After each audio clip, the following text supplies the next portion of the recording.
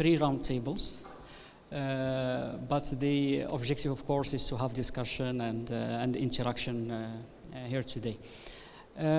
So the name of the roundtable is Water Research and Development Opportunities in Egypt. Okay, we are very lucky to have you here today. You are all working in the water, climate, agriculture sector in Egypt and beyond.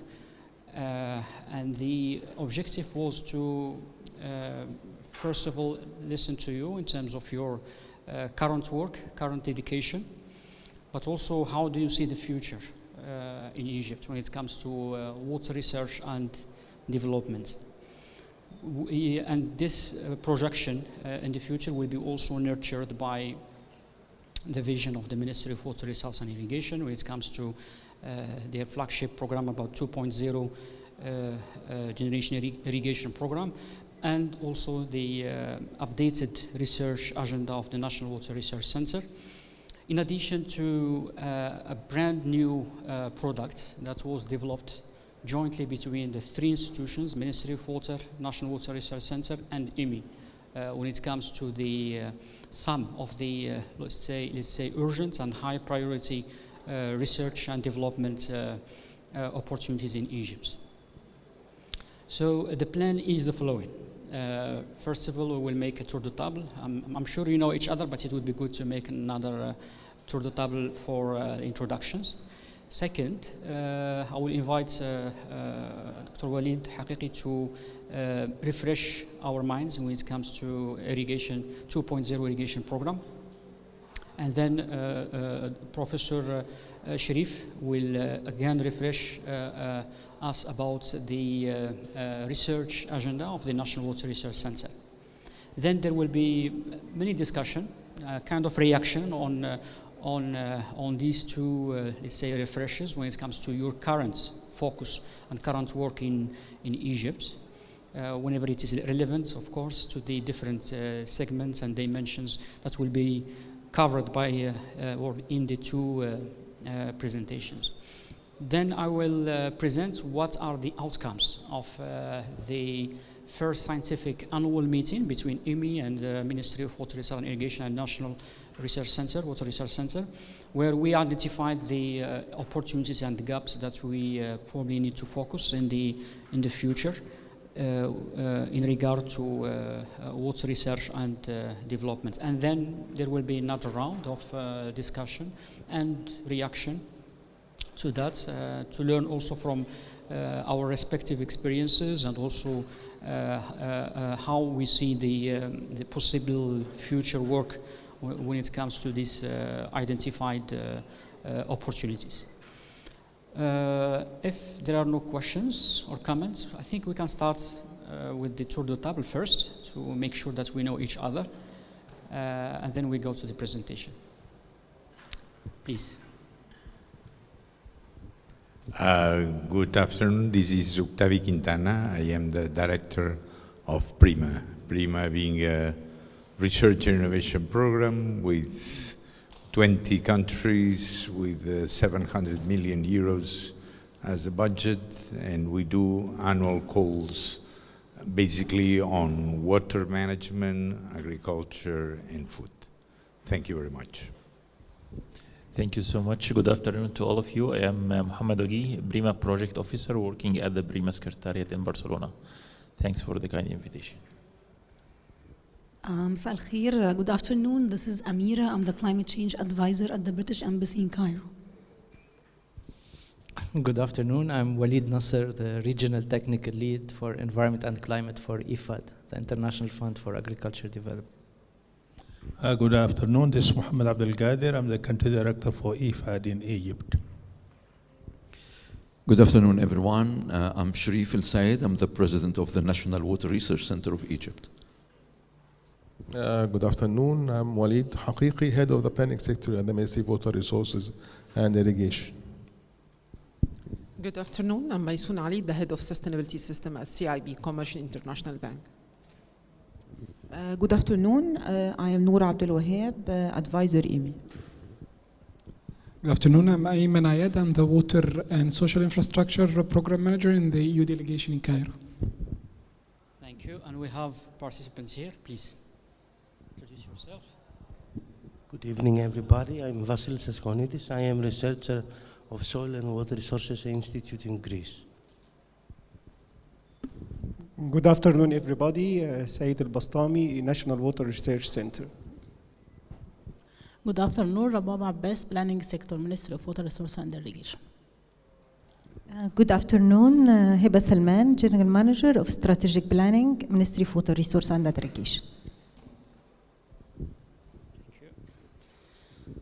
Thank you very much. As you can see, a very diversified group of partners of Egypt, partners of the water and climate sectors in Egypt. Thank you again for the participation. Now I will invite Dr. Walid to deliver the presentation.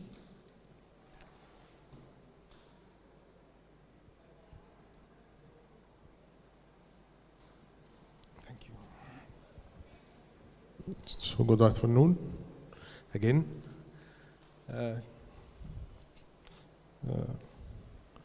So we'll talk briefly about the water situation in Egypt and the National Water Resources Plan and also second generation for irrigation systems. And when we talk about the challenges that we are facing, so we have limited water resources on one hand, and we have increasing demand on the other hand. Increasing demand mainly because of population growth, which means additional water is needed for municipal use, industrial use, services, and agriculture. So again, competition among the different sectors. We have already a gap between the demand and the supply, and that gap is increasing with time. Usually that comes at the expenses of the agriculture sector, so that means also a food gap. Currently, we are importing 50% of our wheat, so the main staple food in Egypt, 50%. So we are the world champions when we talk about importing wheat. So again, it is an issue that also we need to tackle, food security. Financing constraints, water sector is usually financed by the public budget, so again, it is underfinanced. And adding to that, we have also the climate change impacts. So, and that has four main impacts as per the map here, how that will impact the inflow from the Nile, which represents 98% of our renewable water resources. We have many scenarios, many of them say that we'll receive less water from the Nile because of climate change. We have also the sea level rise, which is threatening the Nile Delta, as well as one of the most vulnerable areas in the world in terms of inundation, but also in terms of saltwater intrusion for the delta. We have the extreme events, which usually when it comes to in the mountainous area, Sinai and Red Sea, then also it causes flash floods. And in addition to increasing temperature, which again increases the demand for different sectors, especially the agriculture sector. So, the second generation of the irrigation concept try to have some sort of an on-the-ground actions that help us to better use our limited water resources, to enhance the water use efficiency, to enhance the water productivity in the agriculture sector, and to enhance the return per cubic meter of water in different sectors. It is based on 10 pillars, I would say: water treatment and desalination, and this is a new mandate for the ministry, actually. We never practiced water treatment before. It was mainly the Ministry of Housing. We talk about municipal water or industries, but now we talk about even agriculture drains because also we are depending on reuse. So now we have to treat that drainage water before using. And treatment deals with pollution, but still salinity is still an issue. So we need to add that component on desalination, low-cost desalination, or that also make it feasible for reuse in agriculture. Digital transformation is another pillar, which is again an important one. We have also, we'll tackle each of those also in a separate slide, but this is the 10 pillars: smart management, resilient infrastructure, adopting nature-based solutions, adaptation and mitigation to climate change, governance, now river management, human resources development, awareness, and global and regional role. So when we talk about treatment and desalination, we have already constructed 3 mega agricultural drainage treatment plants, Al Mahsama, Bahr al Baqar, and the New Delta, 1 million cubic meter per day, 5.6 million cubic meter per day, and then also the last one is 7.5. So huge treatment plants to treat the drainage water, the green lines that you can see, treat them and then pump them through the red lines into the agricultural areas to be reused.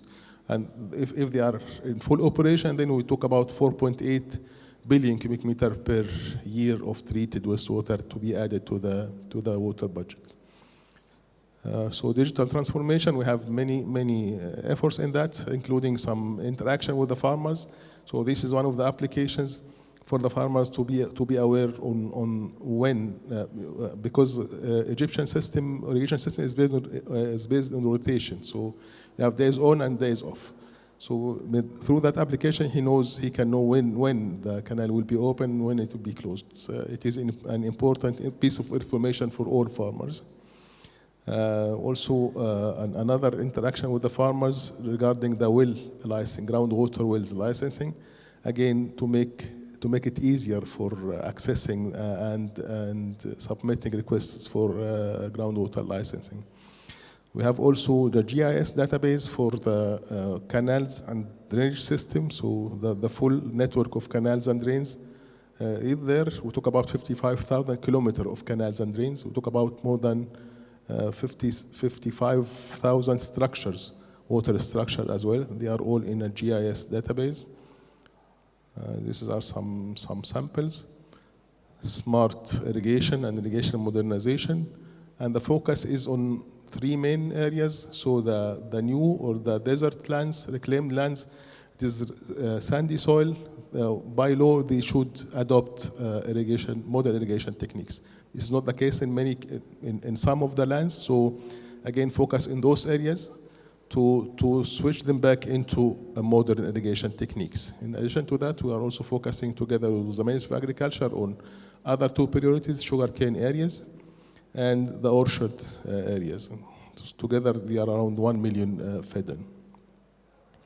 Again, smart management, we talked about flash floods. So this is again with forecasting models used for rainfall forecasting, and then also some awareness, alerts for some of the areas when we expect higher rainfall, especially in Sinai and the Red Sea area. Also using the satellite images for follow-up of rice cultivation and also crop mapping in general. We produce a crop map report by the end of each season. We are doing that for 5 years now, but also following up closely the rice cultivation, the only crop which has some limitations on cultivation in Egypt because of the intensive use of that crop. So usually we have a joint decree between the Ministry of Water Resources and Ministry of Agriculture identifying where rice can be cultivated, and then we follow up that through satellite images every 5 days. And also here we talk about modeling, so water allocation model that is used for to allocate the water among different sectors, among different regions, as we can see here from High Aswan Dam till the tail ends in the delta. Resilient infrastructure, so again, as I said, we have almost 50,000 kilometers of canals and drains. Many of them, talk about the canals, are clay soil, which is sometimes also sandy soils, and with time it has lost the design cross-section. So bringing them back into the design cross-section, and that also is a priority. We targeted 1,000 kilometers of the canals. In that phase, we almost finished 80% of the first phase. Also infrastructure, so new group of barrages. We have a number of barrages on the Nile to control and to allocate water. Many of them started in the 19th century or were constructed in the 19th century. So, and also we replaced them with time. The last one is New Dairut, as we can see here, but others also were replaced. We talk about Isna, Naga, Hammadi, Asyut, and the Delta barrages.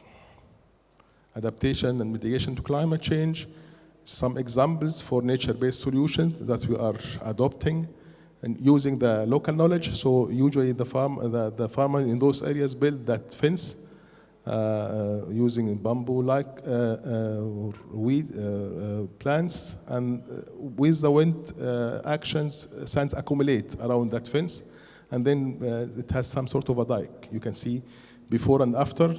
Then you have a dike that can also protect the lands against the sea level, I would say, events.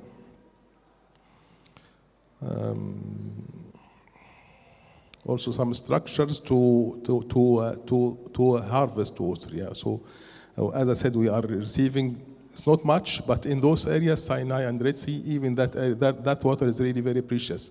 So how to make the threat that we expect and to transform that into an opportunity to harvest water and make it for local use in those areas. Governance, I'll focus here maybe on the water user associations, which we are trying to increase the number of water user associations all over the country. It is an important tool to communicate with farmers, and it is a prerequisite for any modernization of irrigation in any areas. So we did that, and the new water resources law, which was issued in 2021, has a full chapter on water user association, give them the legal personality to be active in managing parts of the water system. Here we talk more about the Nile River itself, how to protect that against encroachment, how to use the model irrigation, model technologies to also conduct surveys and to prevent the encroachment. Another important issue, human resources development, of course, capacity development for the staff of the ministry, and also water user associations as well. Awareness media, I'll just go quickly around that, but we have also a number of target groups, farmers, public, school toolkits, research and academia. We have different tools to communicate with the different stakeholders. These are some of the examples when we talk about irrigation advisory service with the farmers. And global and regional level, here we talk about the Cairo Water Week that we are glad to welcome you all to. And it started in 2018, but also since 2029, it is officially on the global water agenda. So as a pre-event for many other events, including the COPs, including the UN water conferences and other events as well. Last year, we had also the Cairo Water Week together with the Africa Water Week. This year, we have also the Arab dimension. We have a joint meeting for the ministers of water and agriculture in the Arab region. Again, another dimension. So this is my last slide. Some of the priorities for the Ministry of Water Resources. We'll talk about enhancing water allocation system. We're still using our allocation system based on levels, and the cross-section is not the design one, so that relation is not really very correct. So how to transform or to shift from level-based to discharge-based water allocation, and that will need huge infrastructure to deal with that. So this is important.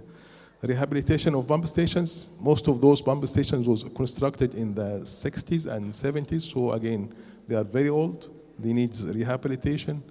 And we are considering, again, the PPP models in the pump stations. So another important, so those pump stations are mainly used for irrigation. So if one pump station failed, then water is not reaching the fields, or for drainage discharge into the Mediterranean. And also, again, if something happened, then areas might be submerged because of that. So it is really very important in the system. Irrigation modernization, so mapping of interventions, what to do, where, important, and then implementation. We have some examples, some projects that we are working on with our partners, including IFAD, was on the table. Digital transformation, and lastly is coastal protection, hoping to adapt nature-based solutions and sand nourishment techniques. And thank you very much.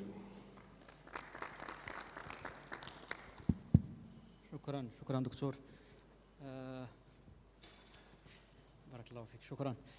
So So the choice of the second generation of irrigation system for this discussion today is very important because it's a kind of transformative way to achieve water security in Egypt. When we look at the challenges of water system in Egypt, but also the level of maturity that this country has when it comes to water management in general. So I suggest we listen also to the presentation of Professor Sharif, and then we hold a round of discussion.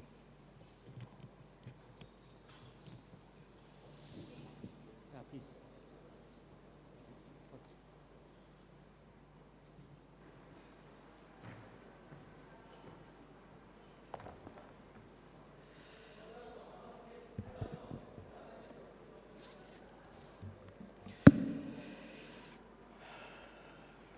So, good afternoon, everyone. It's really a pleasure and honor to be among this group of very distinguished participants. And I was really trying to think what should exactly I would present to you in front of you in order to reflect what we call our research agenda as National Water Research Center. Of course, being a research center, considering as a research arm of the Egyptian government represented by the Ministry of Water Resources and Irrigation, and listening to what have been presented by Engineer Walid now about how they, in the ministry, they have identified priorities. They already formalized a kind of a mechanism and a way forward in terms of second generation of irrigation systems.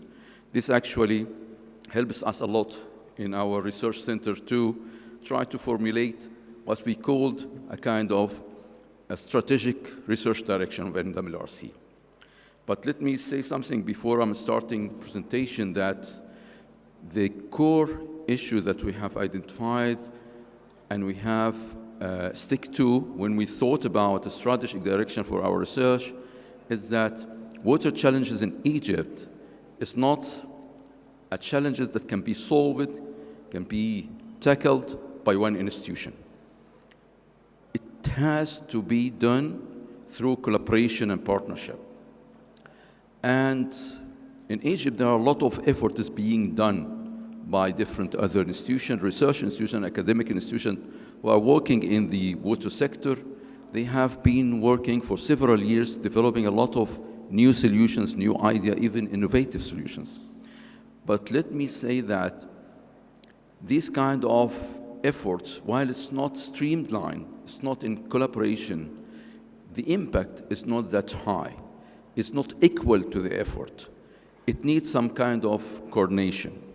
That's why when we thought about the strategic direction of our center, we thought that this is not only for us, and it should be for all research identities and entities in Egypt and even beyond. And we are actually calling for that. And we're trying to encourage people to come to collaborate with us.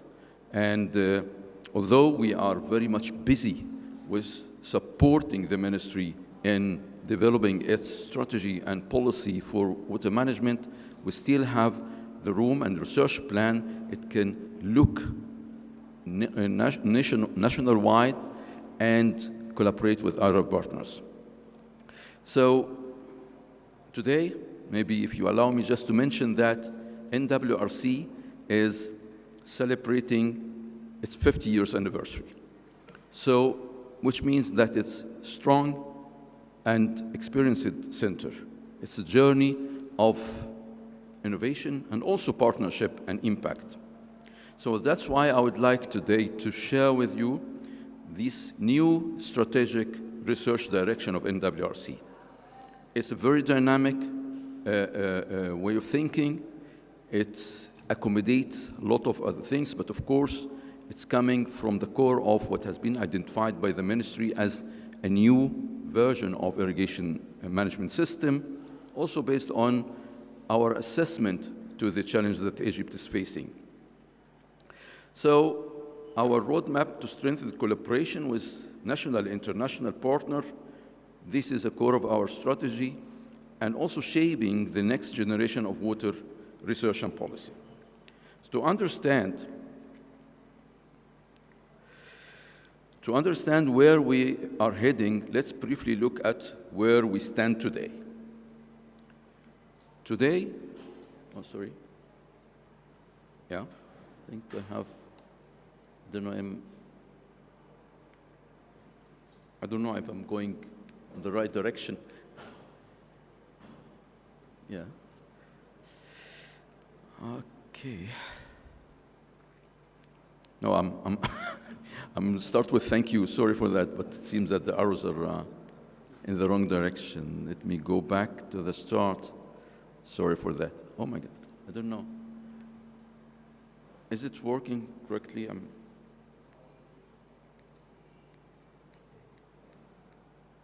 Okay. Yes. Sorry. But for 5 decades, NWRC has served as Egypt's national think tank for water research and innovation, with 12 specialized institutes, central laboratory, and a network of field stations, more than 25 field stations all over Egypt. We have supported the Ministry of Water Resources and Irrigation in every major policy, plan, and national project. We are now moving into what we called the second generation of water management system, one that connects science, innovation, and digital transformation. But the world around us is changing rapidly, and this requires a new strategic direction. So our water future is being reshaped by multiple drivers. Climate change brings extremes, flood, droughts, salinity intrusion, population growth, and economic expansion, which has increased pressure on every drop of water. At the same time, technology offers new tools, AI, IoT, and data models that can transform how we plan and operate. To stay relevant, NWRC is repositioning itself as a regional hub, connecting applied research, innovation, and policy advice across Egypt and also beyond. This new direction is structured around 8 thematic pillars, the backbone of our research strategy. It covers the full water cycle from source to sea. It starts with water security and climate adaptation, then extend to smart irrigation and productivity, groundwater management, and the sustainability of hydraulic structures. We are also prioritizing drainage, water reuse, coastal resilience, and environmental health, with policy and capacity building cutting across all themes. Together, these pillars position the center as a multidisciplinary institution ready for today's challenges. And to make these pillars operational, we are investing in key enablers.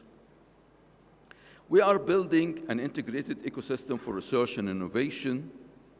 Digital transformation is central, using GIS portals, databases, and real-time systems. Our new innovation unit links research output to marketable solutions.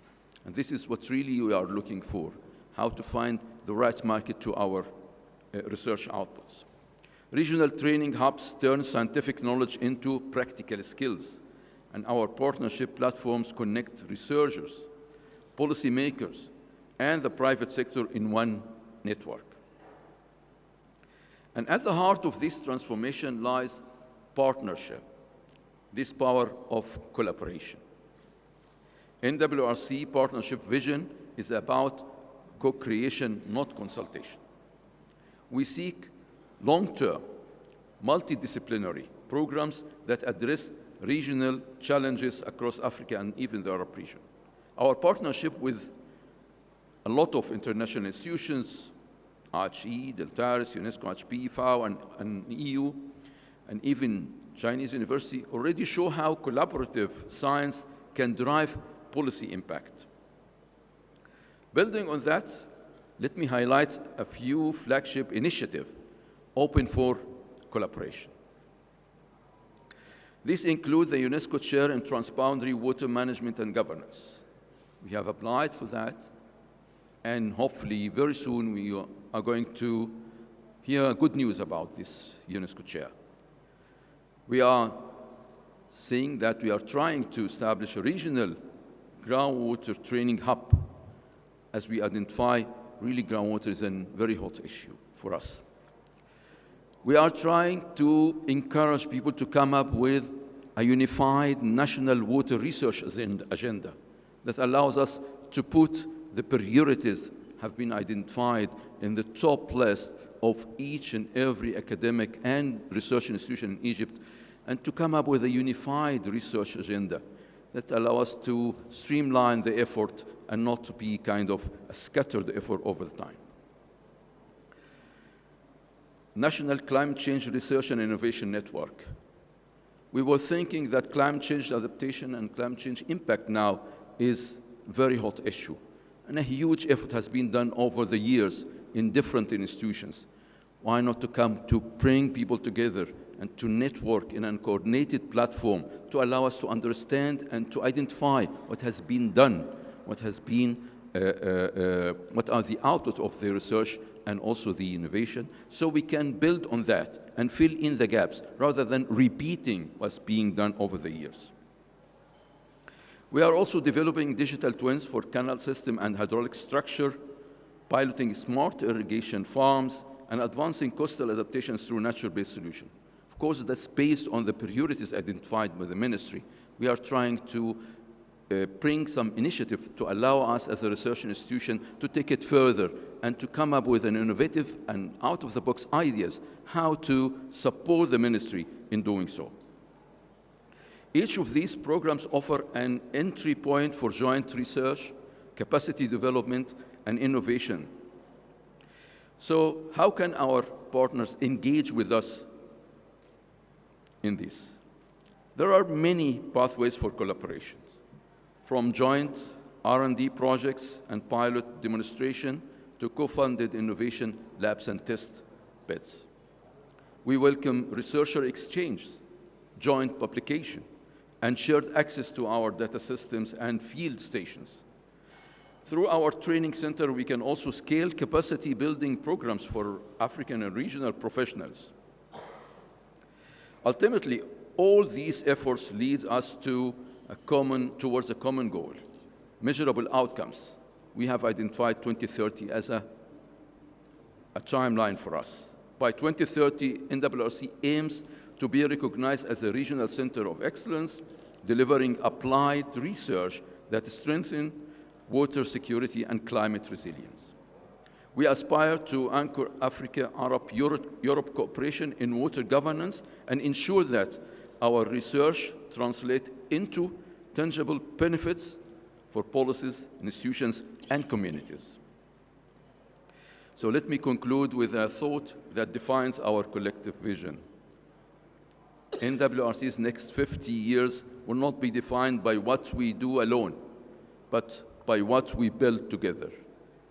As we step into this new chapter, we invite all partners, scientific, governmental, and private, to join us in shaping a new generation of partnership that turn science into sustainable water future.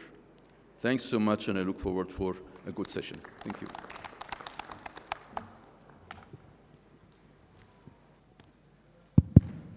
Thank you. Thank you very much, Professor Sharif.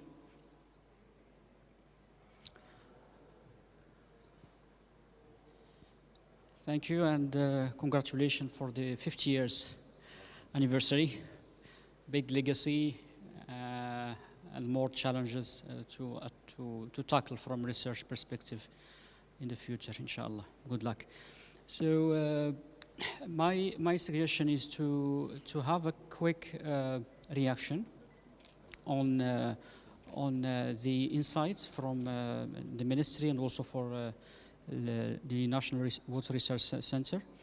I suggest to frame the interaction on two phases. The first phase is now, the present, what you are doing and how do you see your strategic orientations aligned with what we heard from the two speakers when it comes to the second generation of irrigation system and the aspiration and the strategic direction in regard to research in water in Egypt. So how do you see the alignment between your strategic direction, orientation, and your current work in Egypt so far?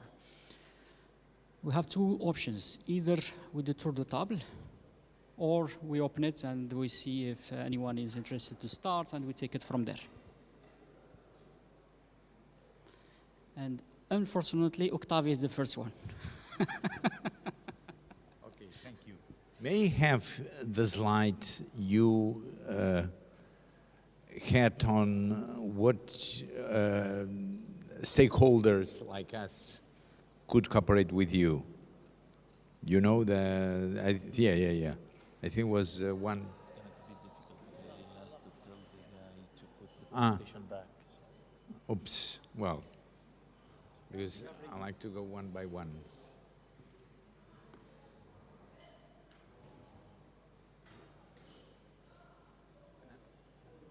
Yes. No, well, forget it. I think that you identify first doing joint calls. This is not easy, but I think it is easier to, and will be very interested in aligning the sort of topics. So since you, I mean you meaning Egypt, you fund in our calls what we call Section 2, that is the national funding agencies fund Egyptian researchers doing research in water, for instance. Well, the first problem we have with Egypt is that do you fund private participants, SMEs?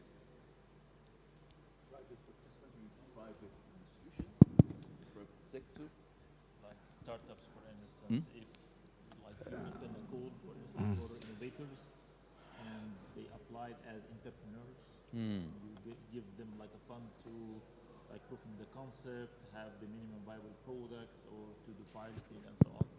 Or because sometimes in Egypt, you know, it's forbidden to give public money to profit-making organizations. Yeah, this is the question.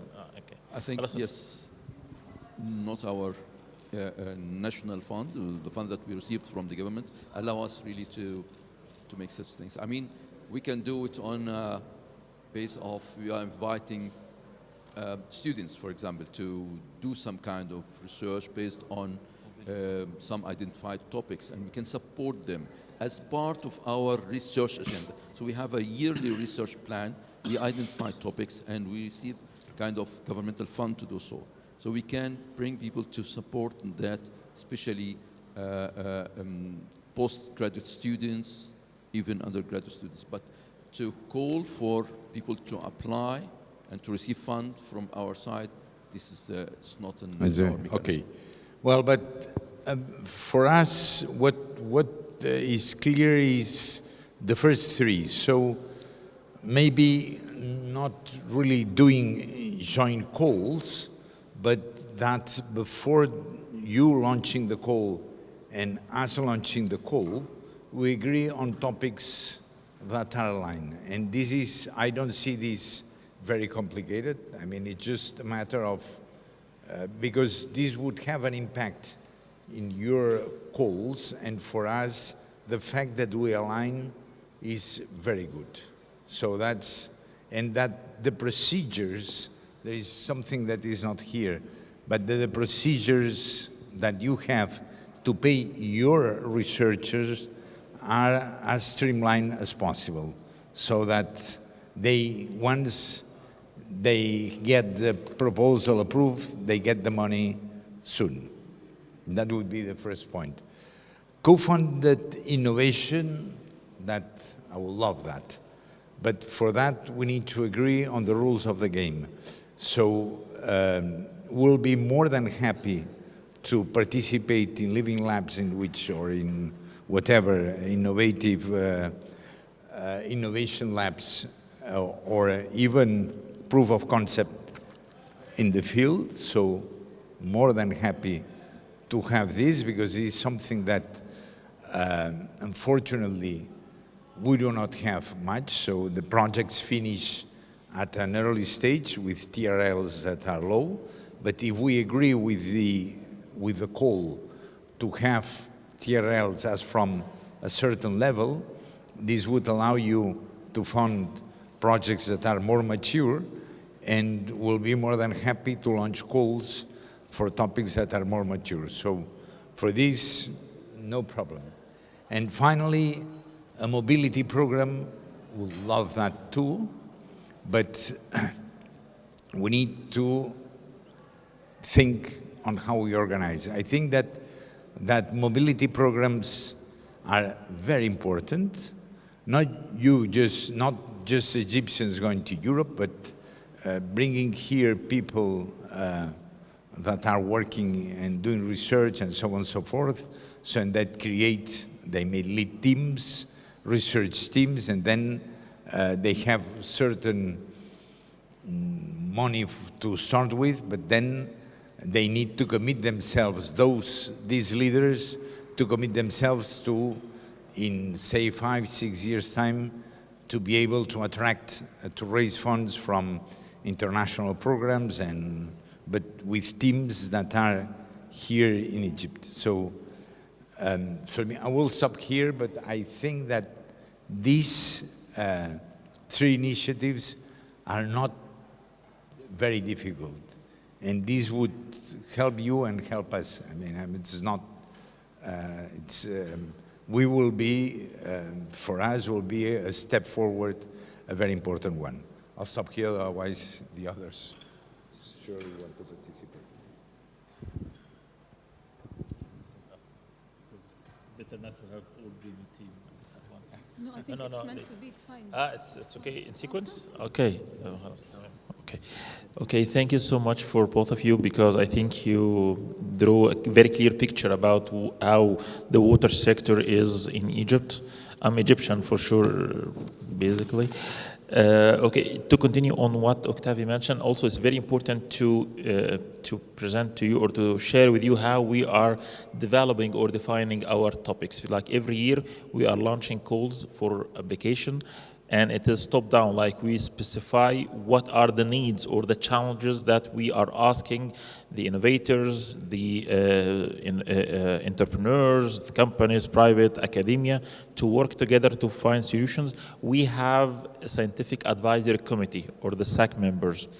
It is always a challenge to have the demands or the problems from the southern countries, because at the EU stage, it's very easy, because they already have defined the priority areas, what are the challenges.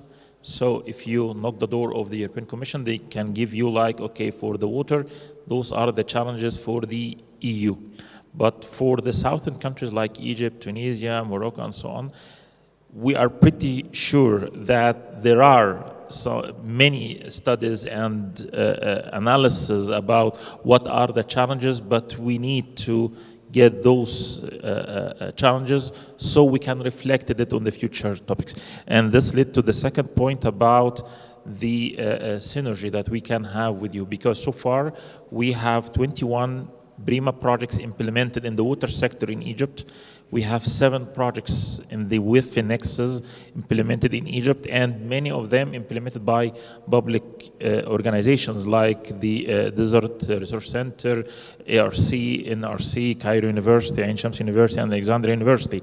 And many of the topics and challenges, which if you flip it on the other side, it will be opportunities, have been already addressed in previous BRIMA topics, like the nature-based solution. We have many projects, some of them implemented here in Egypt, about the salinity, water accounting, water governance, wavy governance, digital transformation, irrigation management and mapping. So maybe we can think on how we can put those people, because they are so advanced in the solution that they develop, because it's not developed by only the Egyptian mines, but also in collaboration with other European and Southern Eastern partners. So for sure, their solutions have some credibility, and as Octavio mentioned, good TRL. We are talking about TRL from 5 to 6, which is something that you can, as policy makers in Egypt and decision makers, can build on these findings.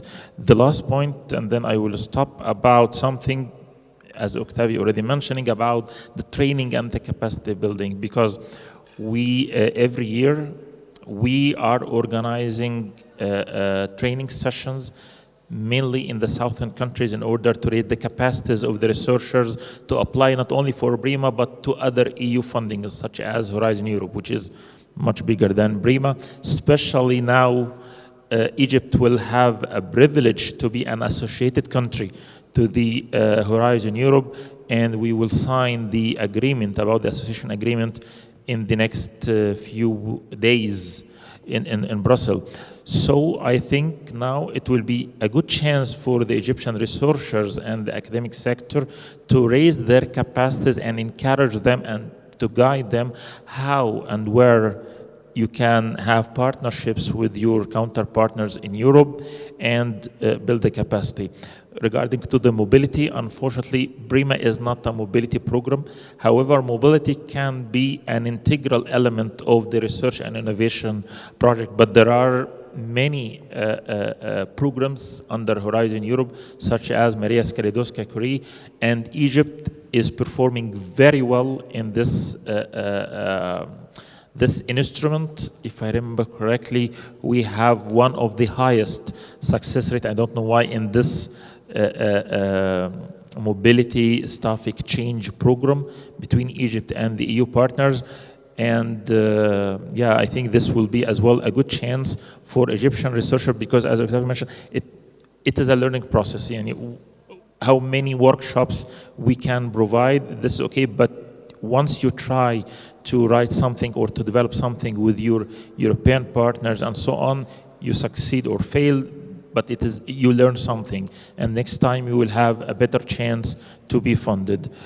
And this is something that we always discuss with the EU delegation, but another division with Dr. Hiba Gaber, because they have the fund and they have the resources, and they are organizing from time to time such training. And I remember in 2023, we organized a training for water and nexus researchers in partnership with the Egyptian Knowledge Bank مع بنك المعرفة المصري and with the ASRT الأكاديمية أكاديمية البحث العلمي, and we trained around 50 researchers on WIFI Nexus in the first part over 3 days, and on access to finance to the EU programs specifically over 3 days.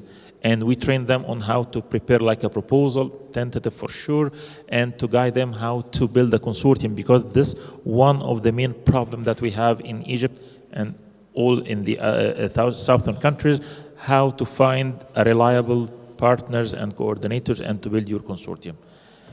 So I think we can also help on this, and I will stop here. Thank you so much. Thank you. Shall I go ahead, or would you like to ask if there's any comments? No. Yeah, okay. So yeah, as a reminder, I'm Amira. I'm the climate change advisor at the British Embassy in Cairo, working for the Foreign and Development Office. So I'll try and be short and to the point, hopefully. So I'm going to share what is the climate priorities for the UK government in the region and in Egypt. And then I will walk you through a few of our projects that's climate and water related. And then we can have a discussion around how can we maybe leverage all these. So basically, one of the main priorities for the UK government across the region is water security. So the UK government launched a program that's called the Phenomenal for 4 other countries or 3 other countries in the region. It's 60 million British pounds program that's basically covering El Muruna project. We've discussed it several times today, but it's again a water resilience project using nature-based solutions. We have a pilot project in El Bahira working with communities on the grounds from farmers and women. So that's one, the phenomenal one. And under the phenomenal plus El Muruna, we have what's called Wiser. It's also about digitizing like weather forecast and how can we use this to inform decisions related to farming and so on and so forth. The second program is called Just Transitions for Water, and it's for 40 million British pounds. And it has three components, or working on three levels: investment, policies, and I forgot the third one, but anyway.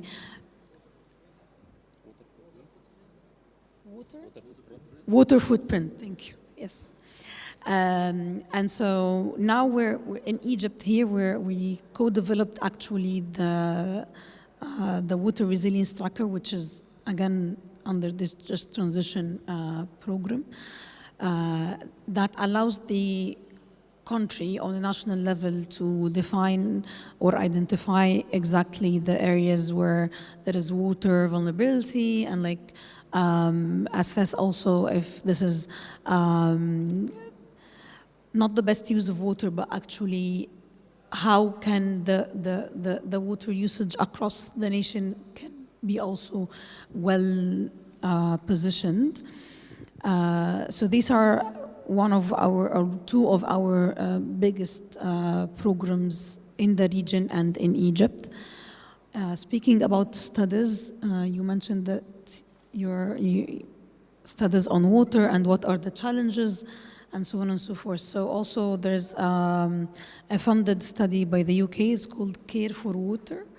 It's been funded by BII, the British International Investment, and has been conducted by Chemonics. And this study is specifically analyzing all the value chain of water in Egypt, starting from like the water resources, the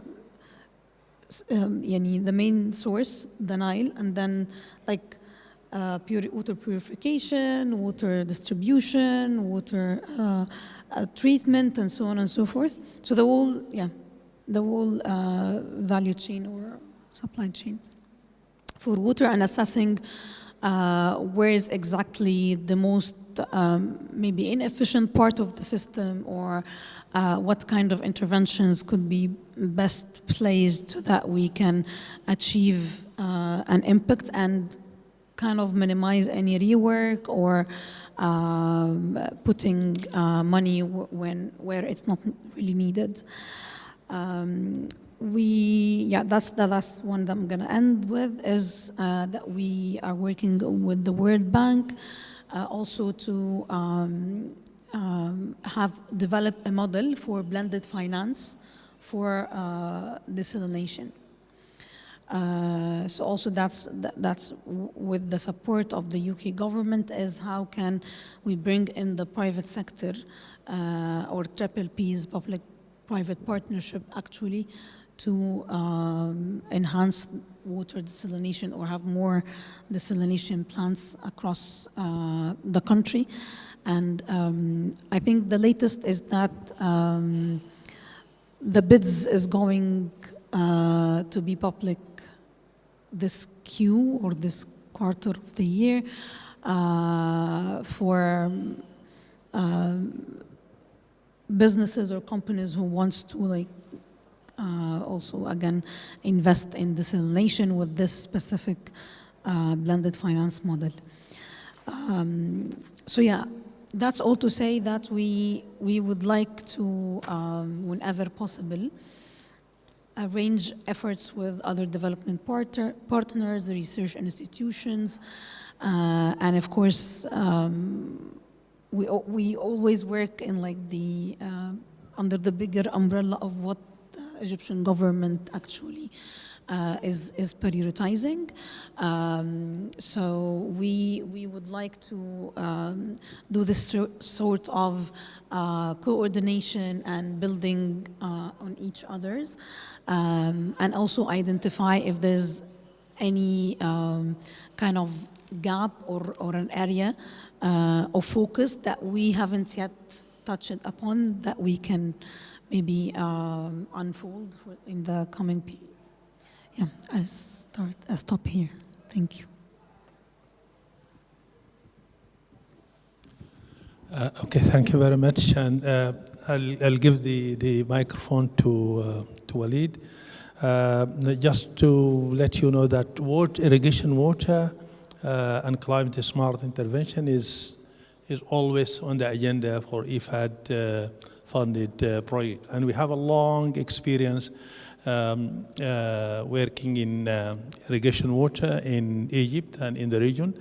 But before telling what are we doing right now, I just have few observations from a regional perspective. I'm not, of course, Egypt is not the exception, but let me put it that it's a regional perspective. I think one of the main issue for water in the region is the supply-driven approach. So the ministry, the research, they are looking to the water from availability point of view. Even now in our session, the user are not there. We represent the user now, but they are not here. The research agenda is always supply driven. So the participatory research is not well thought in the region as a whole.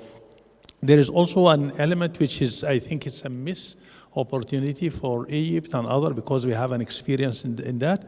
Water harvesting is a key element of our intervention in the desert, in Matruh area, in Sinai. Although the water is very minimal, but we are doing very good and successful intervention there. Wadi cultivation, soil and water conservation, zero or minimum tillage operation. So these are also, it can add to, and also it adds to the groundwaters. Even in the Wadi al-Jadid is also there, but we have problems with the salinity in oases like Siwa and other.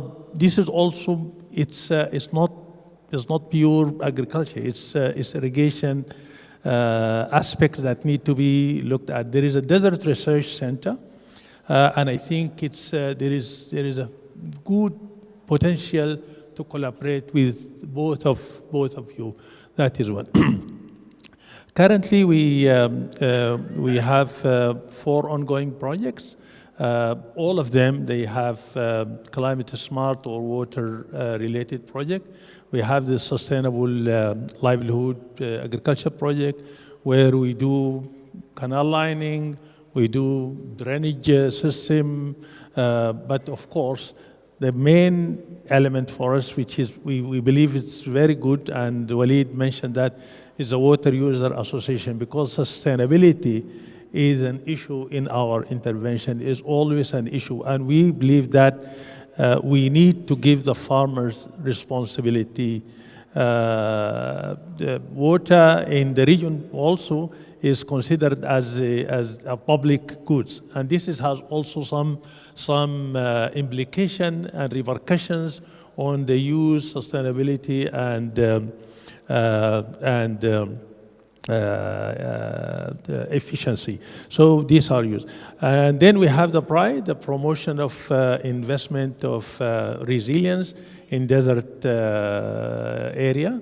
This is in the west desert, where we do the soil and water conservation, wadi cultivation, and tillage, zero or minimum tillage in that.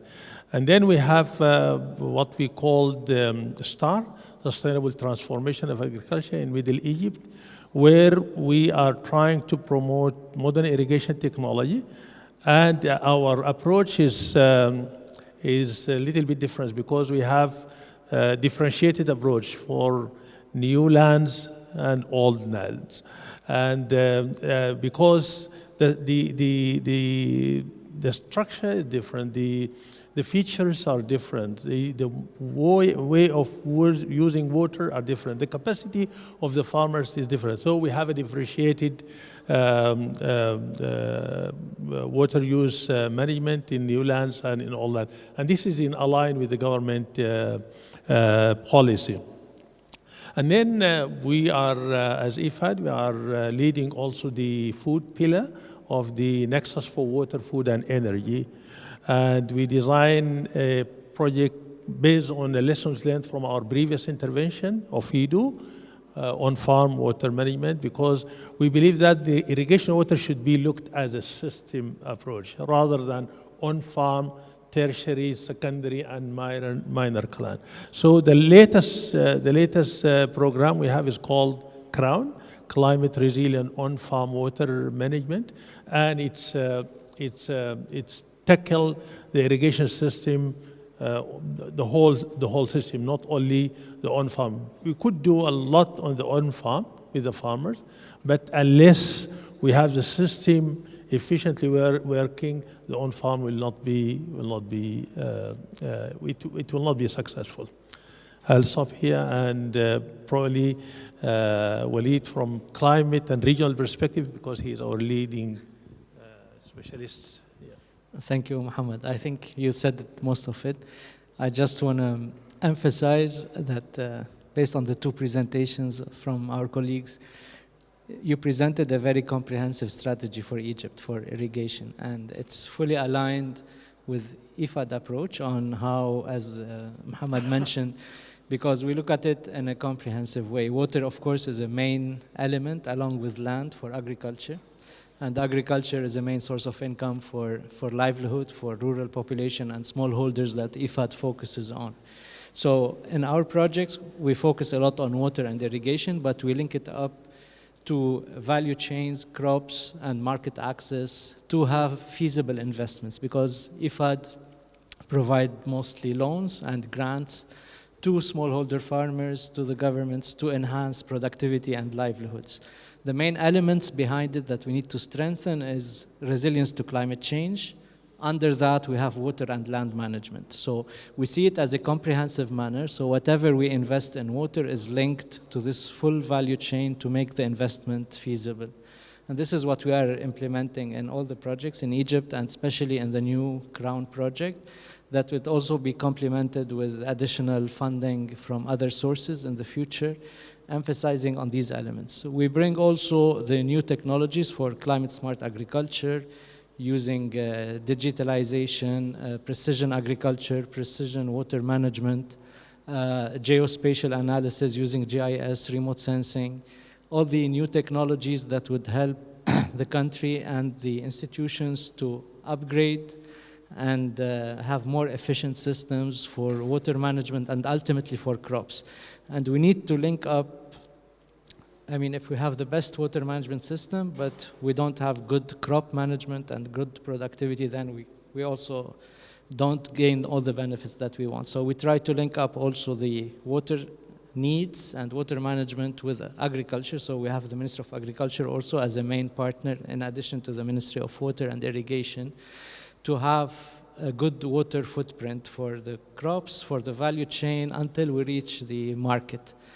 So this comprehensive package is what we are already supporting the government with, and we have recently developed IFAD country strategy for the upcoming 5 years, 2025 to 2030, where we are emphasizing the importance of water, land, agriculture, even biodiversity and nature-based solutions, ecosystem management, to have a comprehensive approach. I will stop here because we can dwell a lot on these, but we are always cooperating together, and hopefully we will design additional projects.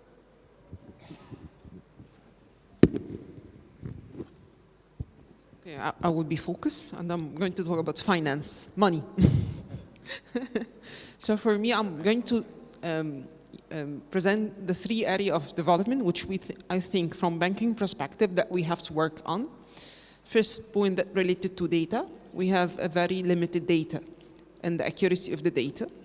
Second point that related to blended finance, the banking sector in Egypt now is ready to start encouraging and blending finance with working with the DFIs. At CIB, we start in early 2020 by introducing the concept of sustainable finance, fulfilling the requirement of the international standards like ICMA standards regarding sustainable finance instruments. On the last 2 years that we avail 350 million USD equivalent from DFIs for climate finance with focus on climate mitigation and adaptation. And I think focusing on SMEs, it's a very important point. The public sector cannot cover all the investment needs to have Egypt in a proper way under the umbrella of the water management. We have to integrate also the private sector with focus on SMEs. The third point, which is related to technology and innovation solution, we at the bank would try to offering financial and non-financial service. Under the non-financial service that we are offering advisory service to our clients to try to get them the best available techniques, not only from financial perspective, but also from technical perspective. This is why the concept of blending finance and having and building the trust between the bank and the clients is very important. And actually working with the government, and if you allow me, I will take the hat of the government, that the government cannot abide all the requirements under the investments of the water efficiency and water management on Egypt. We have also to open the window for the private sector.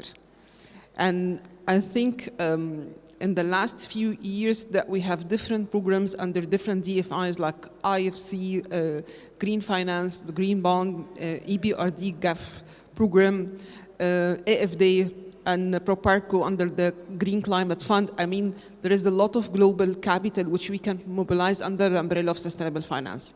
So my recommendation is that before starting asking for the finance, we have to build the internal infrastructure and to link the dots between the different stakeholders to allow banks, private banks, to support the government in working in very close coordination with the DFIs like the EU, AFD, Proparco, IFC, World Bank, to try to create financial mechanisms that support the private sector with the public sector towards more sustainable economy.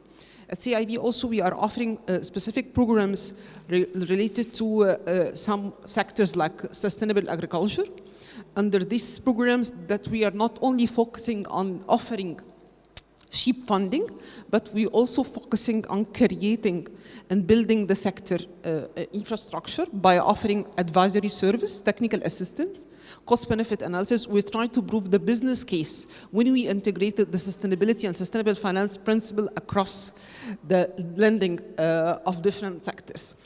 Other sectors like tourism sector, we are doing a lot under the tourism sector, especially that there is sectors that they have water limitation, fresh water, like the recent regulation issued by the Ministry of Irrigation regarding the new tourism area which they cannot have fresh water. But this is why we are trying to work very close with the clients to try to find the suitable solution by offering different technologies with the support of the DFIs. Under other sectors like fertilizer sector, we are supporting the zero liquid discharge, and actually zero liquid discharge when we issued this concept in early 2020 with one of the big fertilizer companies in Egypt. It was very, very new, and it was not well response from the owners of the projects, but afterwards they found that it's very useful. After we have now raised the prices of fresh water, and after we conducted several cost-benefit analysis to ensure that using these technologies and using system optimization will lead to reduce their operating expenses, and it will lead to have more return on investment with their potential projects. Thank you. Thank you very much. Interesting insight. I really enjoyed listening to all of you.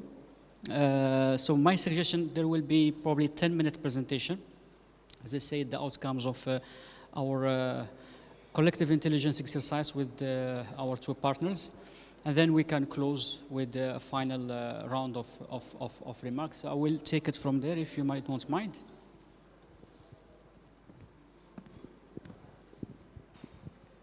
Yes.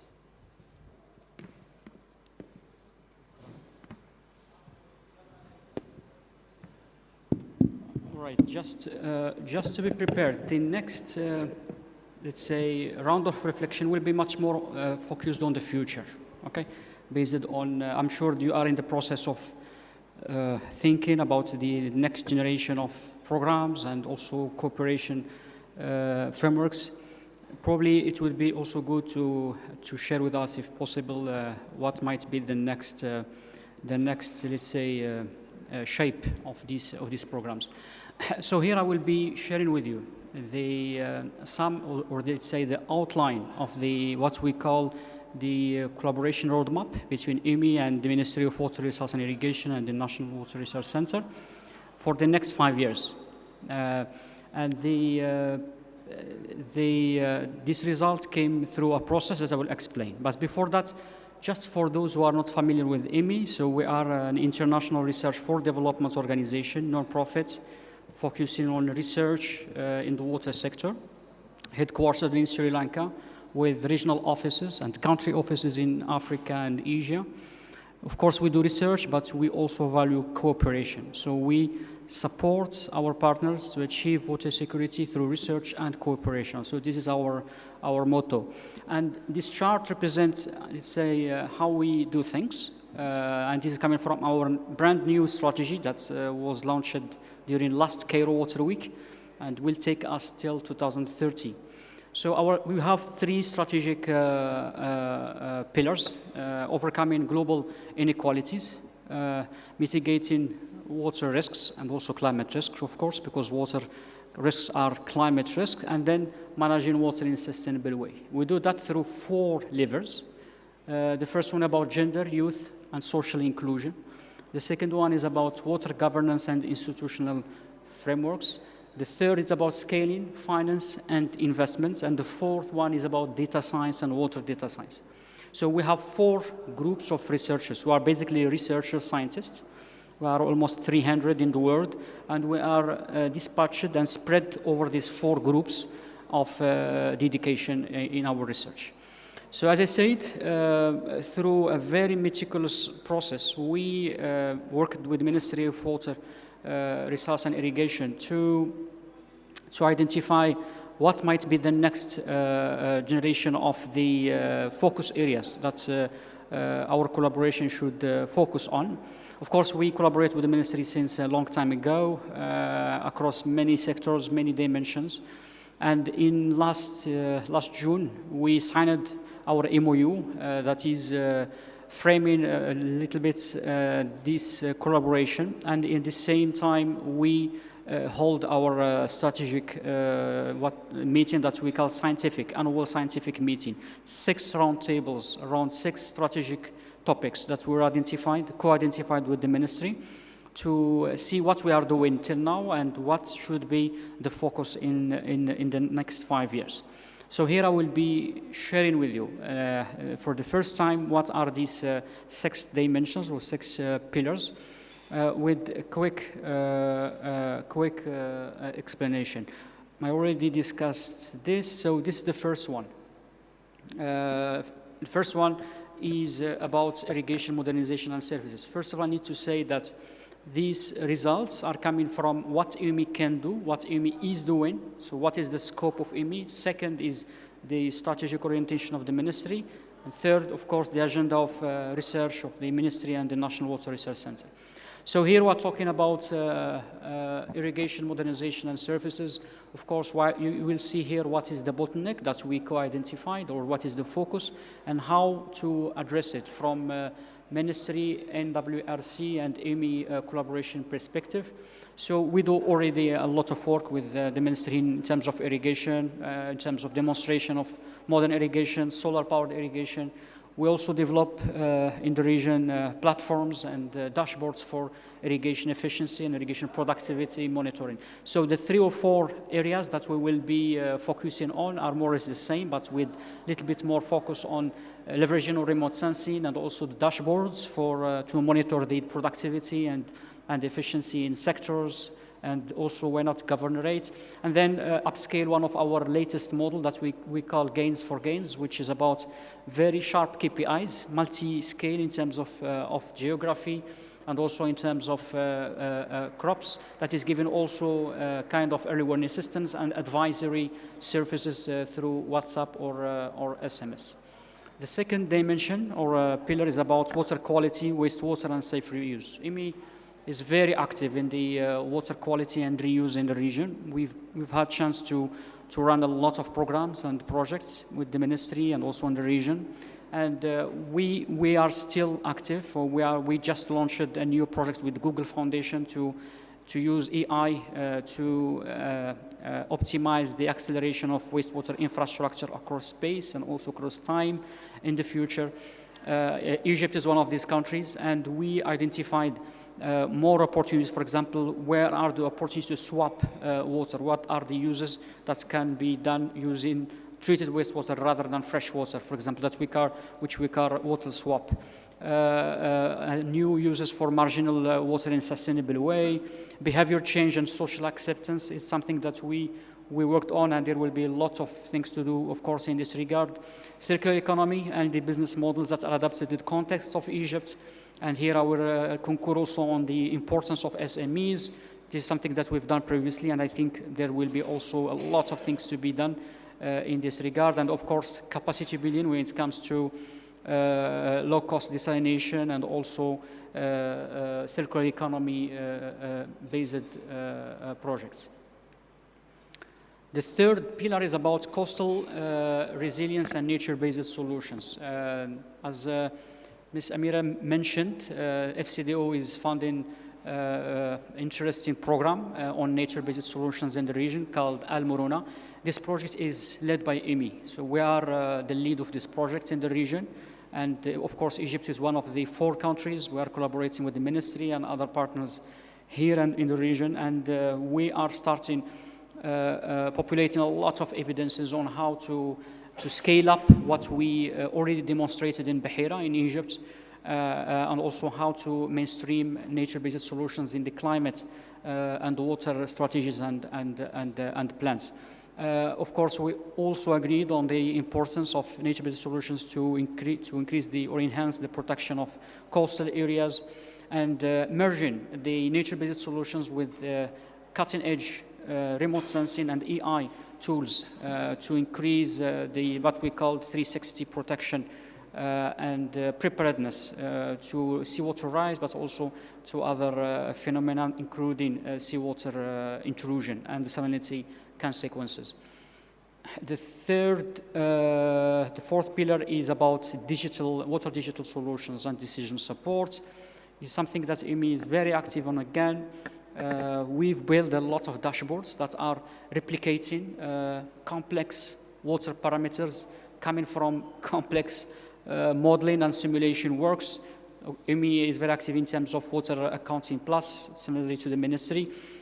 So we develop visualization programs or dashboards that help to make this information user-friendly and also to facilitate collaboration and dialogue and collaborative decision-making when it comes to water planning, water allocation, including with the water user associations. And currently, IMI is working with the ministry to make Water Accounting Plus more institutionalized within the ministry and within all the administration of Egypt when it comes to water allocation, in collaboration with all the other ministries and the water user associations.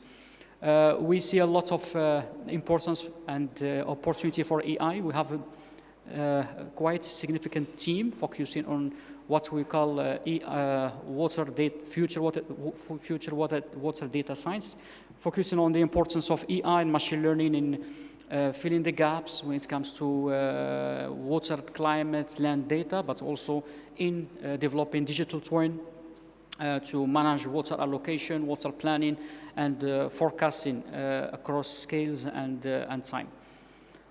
The other pillar is about policies and institutions. IMI has a chance to work with the 3 or 4 ministries here in Egypt to to investigate the potential of more policy coherence in Egypt towards some critical issues like water productivity, land productivity, and resilience in the Delta.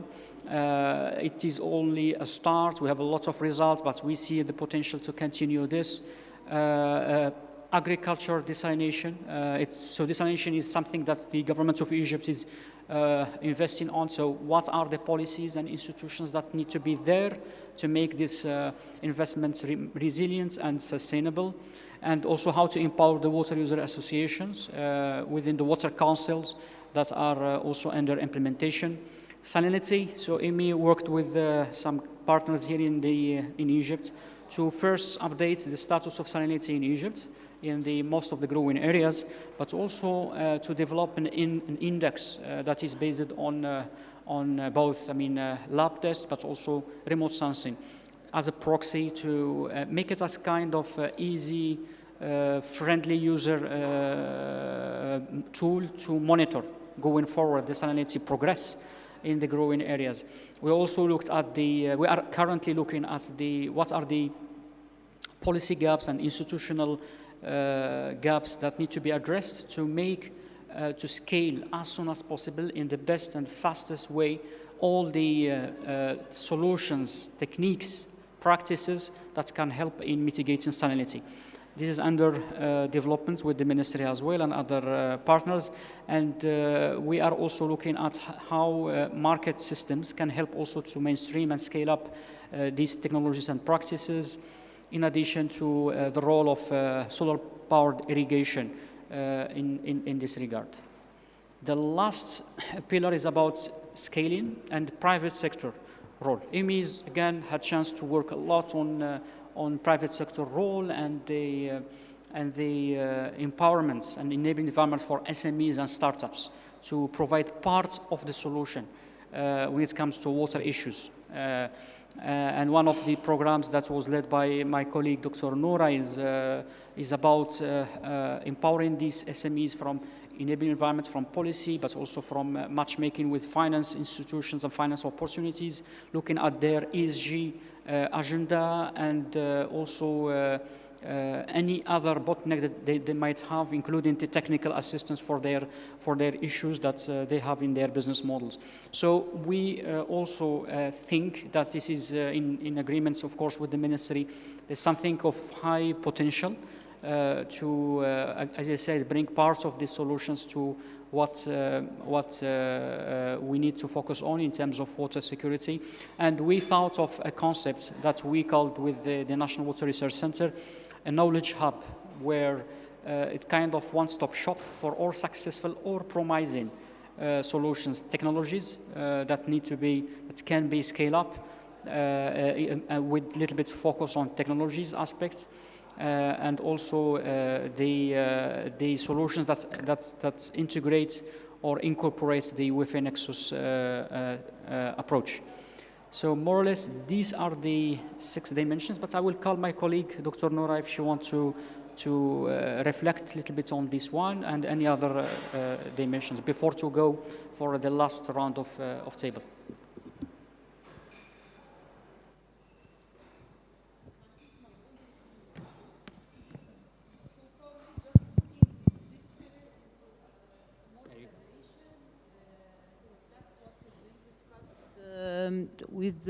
With all of you, like the knowledge hub, maybe reframing it into like a water innovation hub, where this can host a ready-to-scale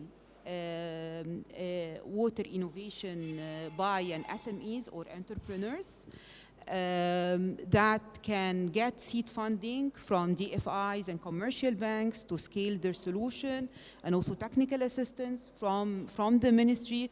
And also this can be implemented in like a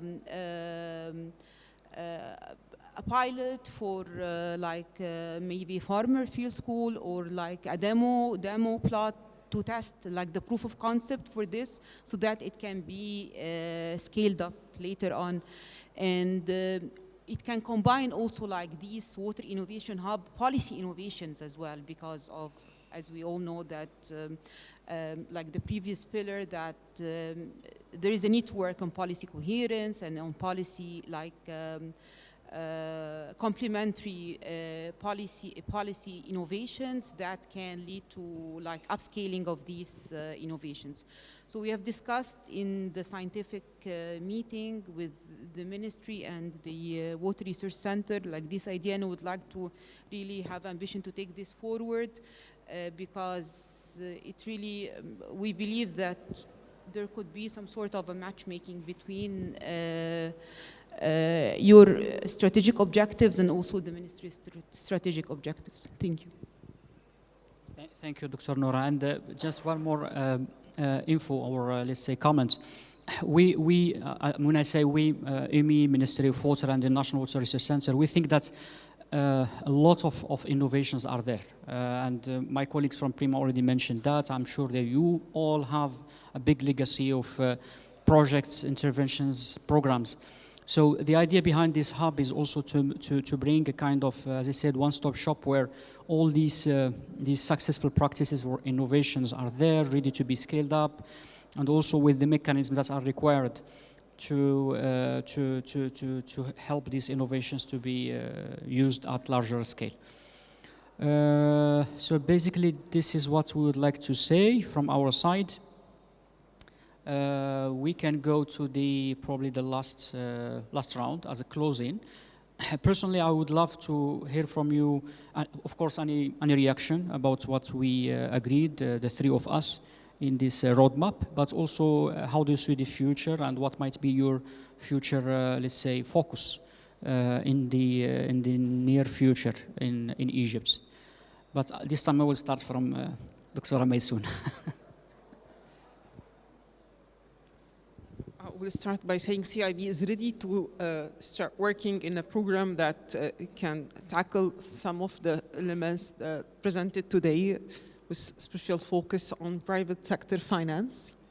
And we are ready to participate in any program that you saw that there is a window for the private sector banks to work with you on it. Thank you.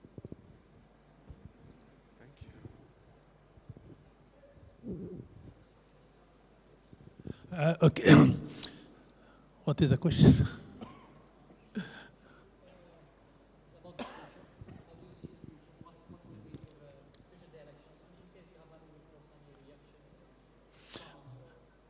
Okay, yes, our future direction, I think one of the critical elements which I think we felt, at least from IFAD perspective, is related to the policy agenda. I think that is critical because without having a conducive policy environment for water use, it will be a problem. Policy that includes, as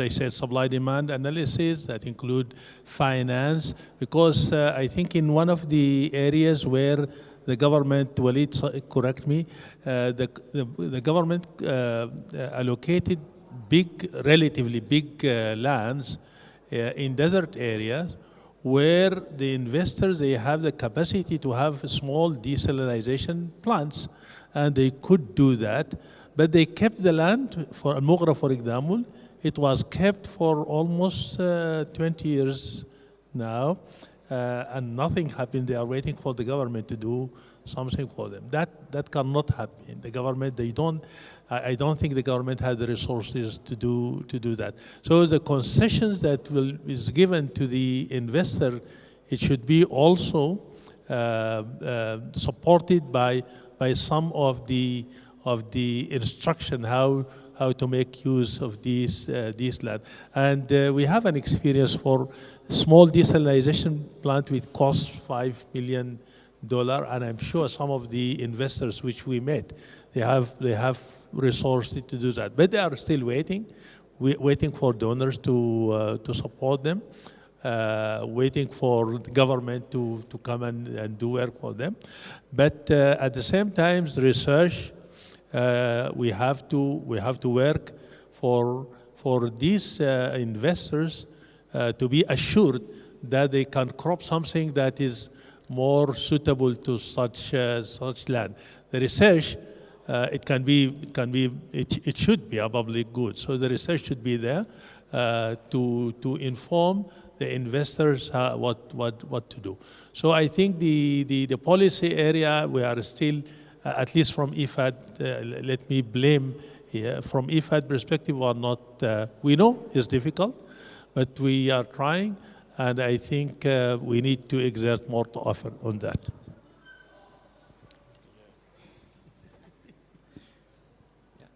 No, I think our roadmap for Egypt is clear with our new strategy that was developed with IFAD, and now it will be with the government for endorsement. It paves the way for our 5 years collaboration for Egypt, where water is a main pillar, climate adaptation to climate change is a big pillar, and actual blending of finance, of concessional loans and grants and credit lines will be available. So I think we are in a very good shape in Egypt today with respect to IFAD on the way forward, and it's very clear. And all the ministries we are collaborating with are also clear from their side. So I think the strategies align extremely well. It's one of, because I work at the regional level for IFAD, it's one of the places where the countries where actually we don't need to discuss the strategies itself because it's very well elaborated in Egypt. So I think we are on the right track. And as you mentioned, with all the partners and with yourselves and others, we can make a difference because, of course, IFAD funding will never be enough for Egypt and for the needs. So partnering up is very important. Well, I like to be very practical, very pragmatic. So, well, we mentioned some ideas before, but to put them actually, to implement them, what we would suggest is to have a meeting with probably the two of you, or your organizations, the Ministry and the National Water Research Center, and specifically discuss potential topics that could be helpful for you, topics that, I mean, it will be impossible to align calls because you have different rules and we have different rules, so forget it. But yet we can present what we have achieved, what projects exist in Egypt that may be of your benefit, and then for the future, if you identify issues that you would like to dig in or to explore that have not been covered, and we'll be more than happy to attend, to organize a meeting and decide for next calls what can be done that help you and help us, so that from our experience and from your experience, and this is it. I mean, be very practical.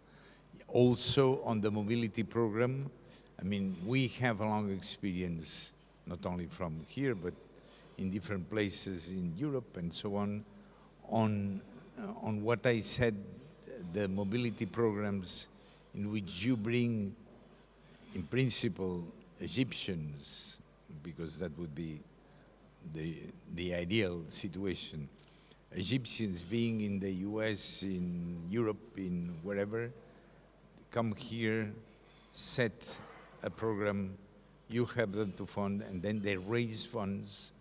And we have a long experience that this multiplies the investment by a factor of 5 to 10.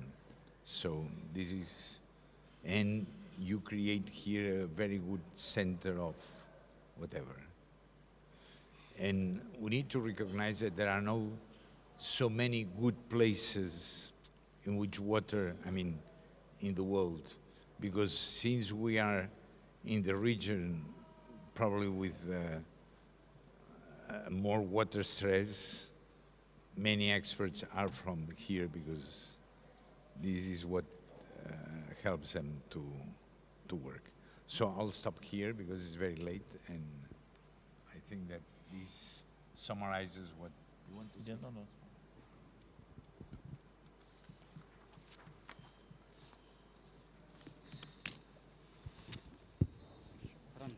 Thank you very much. I think we exceeded the time by far. Yes, sure, please. As quick as you can. Just a fast comment. We have a big word, which is water. In the European Union right now, we have spent 2 years for building the new soil monitoring law. And if you see the element of this law, has inside all the soil parameters which are related with water.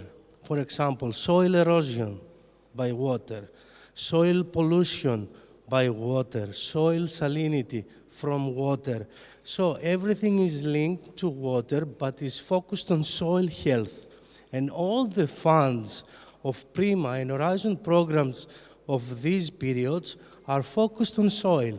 So strategically, your agenda should have the words water and soil together in order to be more attractive.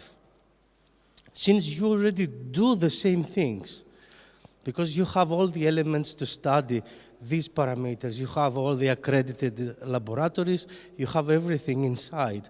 So you have to go deep to soil, because you have also the opportunities to play with the new carbon market. Everything is related now with carbon market, with the soil, carbon credits. So there is a new element which is associated with water, which is called soil, and strategically you have to merge it together. That's it. I will ask the colleagues from PRIMA and anyone else to reflect on that in the break, please, because we are requested to close, but I'm sure you have very diverse program with a Nexus program where soil is very, very active, etc. So, but thank you very much for your comments. I said that we exceeded the dedicated time because the discussion was rich, and I'm very happy to have this rich discussion. I think we achieved most of our targets, which is first highlighting or refreshing our minds about the reality in Egypt when it comes to strategy and research, and also refreshing our minds in terms of what is under implementation. And you are doing really great things in Egypt, in addition to other, of course, partners, and also to showcase what EMI is doing with its partners here. Of course, the three of us, we are very open to continue this conversation and also support and share the evidences we have from our research and collaboration to probably inform your programs and your investments in the future. Before to close, there is a small treatment there as a refresh, but we can take one group photo before to leave. Thank you very much for accepting the invitation and sharing your insights. Thank you.